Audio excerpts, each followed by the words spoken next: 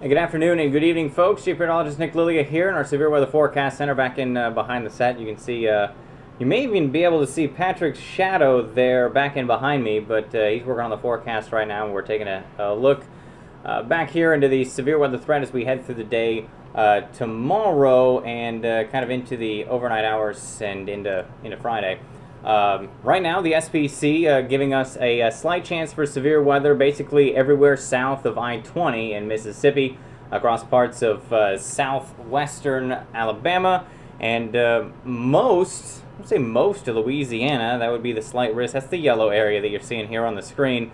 And that would be on the scale down here, the old 2 out of 5 that we like to go with. That makes a little more sense, I think, most times than saying a slight or marginal or enhanced risk. Most folks have an easier time, myself included, saying, well, what is it on a scale of 1 to 5? We're sitting at a 2 right now, and they've really spread out the area of that slight risk. Now, originally, they had that marginal risk. That'd be the 1 out of 5, kind of right in there, and then they spread the marginal out and kind of did one of these numbers and put the slight risk in there underneath it, and now they've spread it out to include a pretty large area as we head through the day Thursday and again into Friday morning, which is kind of taking it over this direction, which is why we're doing this video, just kind of give you guys an idea about what we're seeing down here in terms of how bad it will be, what specific parameters we're looking at, and which ones are worse than the others. This is kind of a better peek.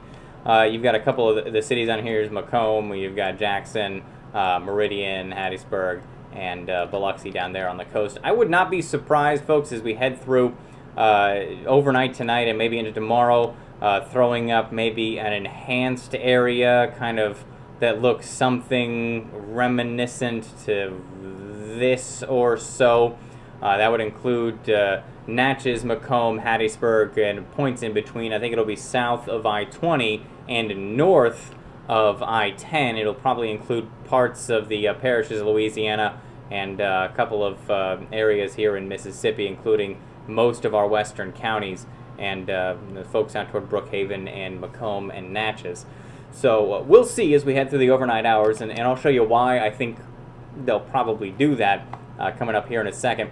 We can start with these SIPS analogs out of St. Louis University, and this is as of 12Z today, I should say 12Z, 0Z today, early this morning. I'm sorry. SIPS analogs, it only looks out 36 hours. They don't have a 24-hour run. I've put in a request for that with Chad over there at SIPS. We'll see if they can do that for us, but they don't put out a 24-hour one, which means as we head into the afternoon today, it doesn't make a new SIPS analogs looking at the afternoon tomorrow. So we've got to look at kind of the early morning one and look 36 hours out. It's still suggesting back off to the west, but the reason it's doing that is it's 12 hours behind. I've got a feeling that if we were to run it right now, maybe that area would look a little more like that or so, with kind of a bullseye area, probably somewhere in there. It may also include parts of Mobile, as one of the analogs we were looking at yesterday was actually the Christmas Day tornado outbreak that happened down there, where I believe they had, like I was saying yesterday, 2 or 3 tornadoes in the Mobile area. And that's probably the reason you're seeing the 5% risk spread out. Though I will say this, yesterday this 5% was basically only in and around southern Alabama, the Mobile area, and barely jetting into parts of Mississippi. Today it's kind of spread out, and again, this is the tornado PPF, the practically perfect forecast. They look back in time. We're looking at the severe reports, in this case tornado reports, and saying, given where these lined up, if we were to be the SPC and create a perfect forecast for you, what would it look like? And this is what it would look like, a 2% and a 5%. I think as we head through the day tomorrow, I wouldn't be surprised if the SPC, again with that enhanced risk, put up a 2 and a 5%, though I would argue it'll probably be shifted off just a skosh back off to the west. So, why?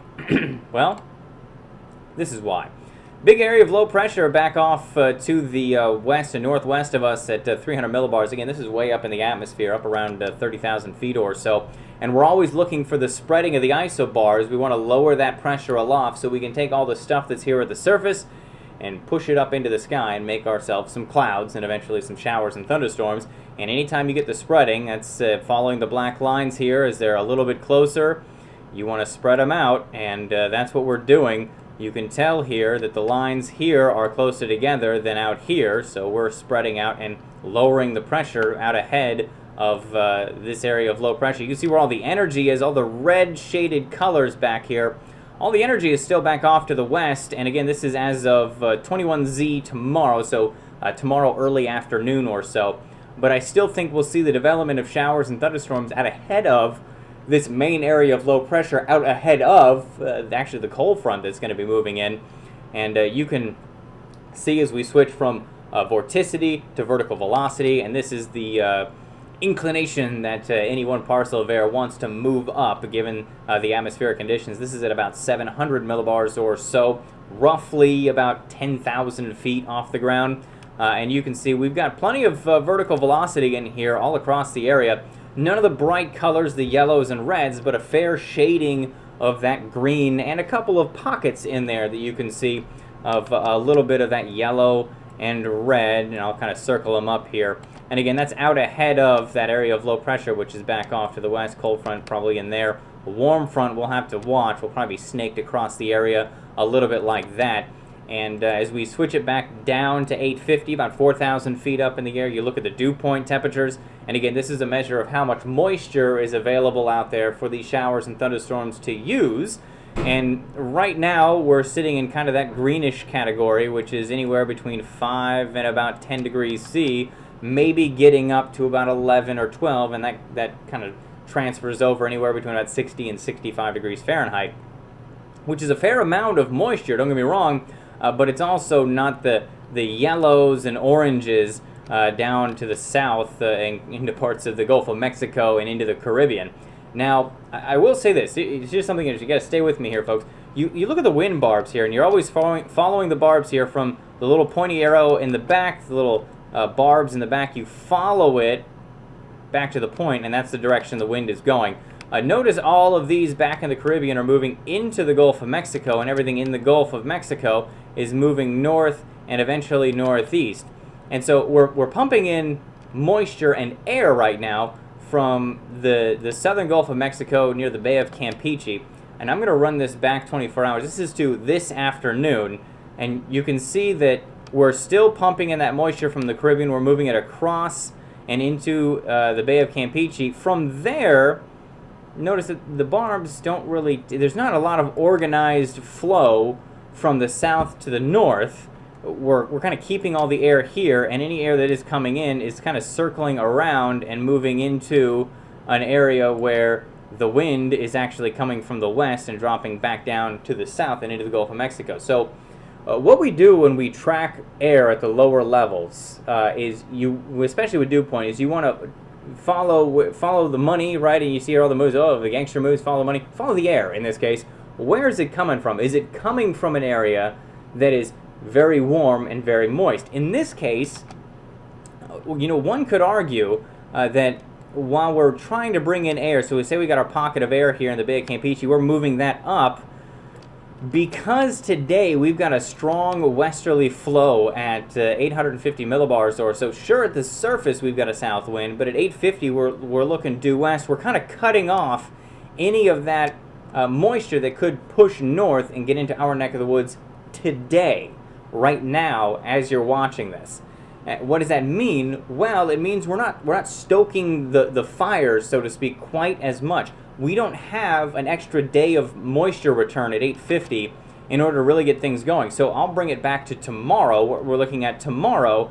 And then, yes, at 850, we do have a nice southwest flow, and we're pulling that moisture. So here was our air yesterday. I remember it was drifting kind of northerly like that and kind of back off to the north and east. Now we're taking that air that we pushed up there, and now we're pushing it in and across parts of southern Mississippi, which is why for tomorrow I think we'll have dew points in the mid-60s. Not quite as juicy. If we had one more day, say the front wasn't moving through tomorrow and instead was moving through here on Friday, if we had one more day, then we'd start to talk about dew points in the 70s, and then we would talk about the opportunity for some pretty severe weather. But I think in this case, one reason that we're not as concerned across the area for knockdown, drag-out kind of severe weather event is because we're not getting that moisture return today. We have a nice westerly flow.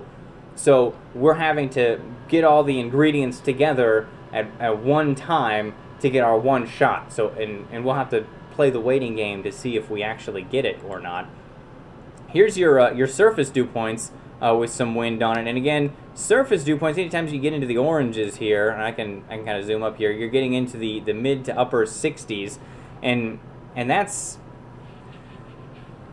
we'll see. I mean, the mid to upper 60s down here at the surface, you get around 70 with this orange. And we can play the game. Again, we can go back 24 hours to this afternoon, and here's all of that moisture. Notice at the surface, at 8:50, remember we had the barbs, they were pushing all of that moisture from the Caribbean into the Bay of Campeche. Here, we're not doing that. We're actually shoving that warm, moist Caribbean air down into parts of Central America, and we're kind of recirculating that into the Bay of Campeche over the Yucatan, and then circling it back off to the north and east. And in fact, our winds down here at the surface today out of the south, it's actually recirculated air.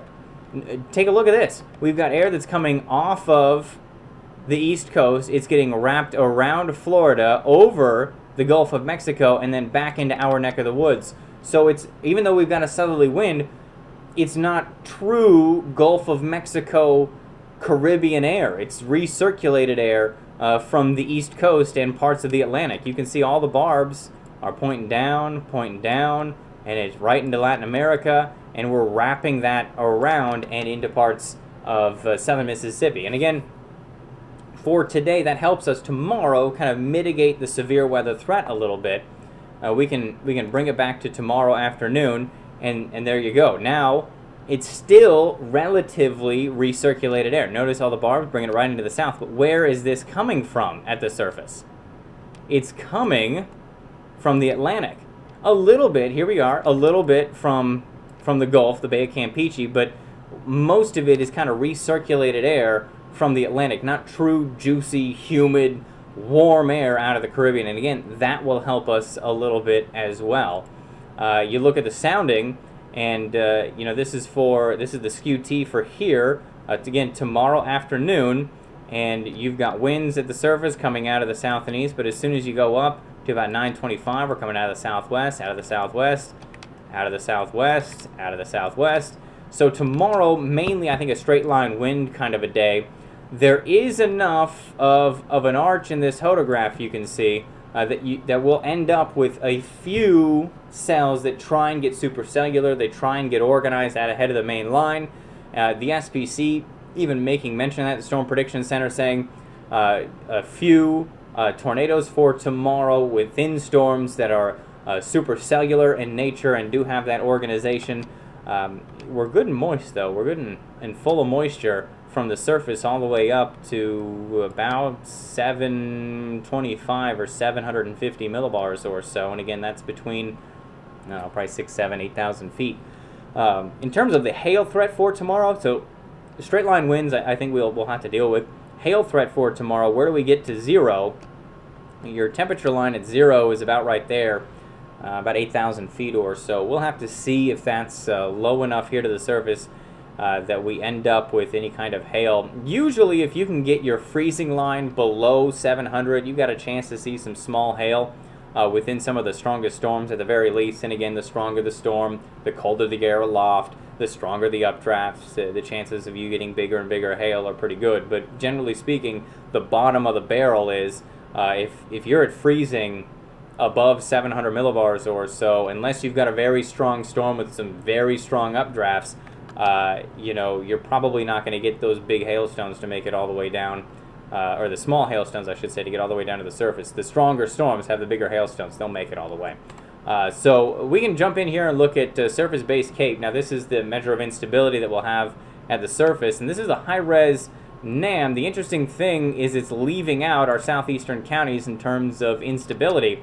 What it's seeing is all of that Gulf moisture getting shoved up and into the area, and on top of that, it's seeing all the cool air pooling in from the north aloft, and that area where those two overlap is going to be right in there. Now, recall that the SPC's threat, the slight risk, does one of those numbers or so. And I mentioned that I think we'll see an enhanced area in there as well. And I kind of circled up an area kind of right in there or so. So here's your level of instability, and again, this is what we need for those updrafts, those storms to actually develop. The higher the instability, the stronger the storms can become. Then we can go over and look at the wind shear that's going to be available, and anywhere you see the purples on this map, you're getting above 50 knots. We could end up with a situation, folks, where we have what's called a low cape, high shear event, where we don't have a lot of instability, but where we do have instability, because we have ample shear, we are able to get storms to get better organized, because what you're pulling in, you're pushing out in a different direction, because shear is the change in wind speed and direction with height. So as you move up, you're actually shifting things around, so you're pulling stuff in one direction and you're pushing it out another, and that helps the storms get a little better organized. You know, in terms of helicity, this is how much spin each individual storm may have. It looks like your strongest areas of that as of 21Z tomorrow, again early afternoon tomorrow, across the area anywhere from 100 to 150 to 200 meters per second, and that's ample around here to get any kind of severe storm developed. But what does it look like on composite or a significant tornado parameter? And again, that area that I circled, I've left circled here, and notice that's the area that we have the most elevated level of your SIGTOR parameter. This, right now, sitting between about a 1 and a 1.5 or a 2. In fact, I can slide down here, and you can see that the yellow is a 2. And as we go back up and set ourselves up, let me realign this to where it should be. There we go. We can get into a 1 or a 2 in here. The 2 days before Christmas, where we were talking about how the atmosphere was just stoked for severe weather, we had numbers on this same map at 6, 7, and 8. And I believe this really only goes up to a 10. So really, we were talking about extremely high numbers on here. And in this case, in this one particular scenario, they're pretty low on the scale. As I'm going to clear that out. And here's what your reflectivity looks like. And again, this is Thursday afternoon from the high-res NAM. It shows one round to the west, another round in some of our southeastern counties. One thing to note here, the reason that the instability was a bit lower in some of our southeastern counties a bit lower, I think it's because the model is seeing those showers there and as non-severe showers, just strong thunderstorms, and they're saying, well, there's no cape there because it's raining and it's too cool at the surface because of the rain to get any instability going. But notice that the showers and storms are lining up right on that boundary layer. There it is, for between the area of instability and no instability. And I think out ahead of this, so not these guys here. Let me get a better X in there for you. Not these guys here, but a couple of storms out ahead of this main line may develop into the afternoon. And that is where we would be concerned about the opportunity for some severe weather. And if things do develop, again, I show this every once in a while. Here's your skew T again, and this is from this model, the NAM 4K, the high-res one. Most probable hazard type, a tornado. And then you look down here at some of the parameters. Again, the SIGTOR goes up. There we are at an 11. That's as high as it goes. We're down here at a 1. And so, again, the threat for tornadoes, relatively low. The threat for devastating tornadoes, lower. I think we'll see a brief, weak tornadoes, and the SPC says a few tornadoes across Louisiana, Mississippi, Alabama, and the Florida Peninsula. But they're not talking about EF2 or graders. They're not talking about significant tornadoes or long-track tornadoes. They're just talking about a few of them. And you look at the skew T here, and yeah, we've got plenty of instability, and you can see in the parameters down here suggesting anywhere from 800 to 1400 joules per kilogram. We've got surface or storm relative helicity down here between 2 and 300. We've got shear values between 30 and 50. Historically speaking, we're doing pretty good in terms of historical severe weather events around here. Lapse rates are looking okay. That's that right there. And then your parameters, your SIGTOR is a 1. Your supercell parameter is a 5.7. So some of these storms will develop and will have the propensity to do a little spinning. And that is why the SPC, and I'll switch back here, has went with the slight risk. So something that we're going to be watching closely, a complete breakdown for you guys. In fact, I didn't even get into I'm going to do this real quick. I'm going to put it right on top of my head.